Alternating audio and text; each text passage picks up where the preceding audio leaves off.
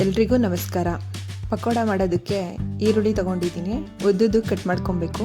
ಈ ಥರ ಬಿಡಿ ಬಿಡಿಯಾಗಿರಬೇಕು ಈರುಳ್ಳಿ.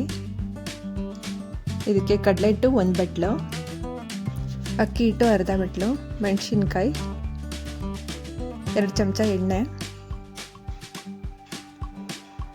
ಇಂಗು ಸ್ವಲ್ಪ, ಕೊತ್ತಂಬರಿ ಸೊಪ್ಪು ಸ್ವಲ್ಪ, ಉಪ್ಪು ರುಚಿಗೆ ತಕ್ಕಷ್ಟು, ಕರಿಬೇವಿನ ಸೊಪ್ಪು, ಸ್ವಲ್ಪ ನೀರು ಹಾಕ್ಕೊಂಡೆ ಮಿಕ್ಸ್ ಮಾಡ್ಕೊಬೇಕು. ಇದನ್ನು ಗಟ್ಟಿ ಕಲಿಸ್ಕೊಬೇಕು.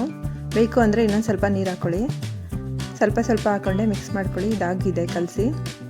ಇದನ್ನು ಕಾಯ್ದಿರೋ ಎಣ್ಣೆಗೆ ಹಾಕ್ಕೊಳ್ಳೋಣ. ಸ್ವಲ್ಪನೇ ಹಾಕ್ಕೊಳ್ಳೋಣ.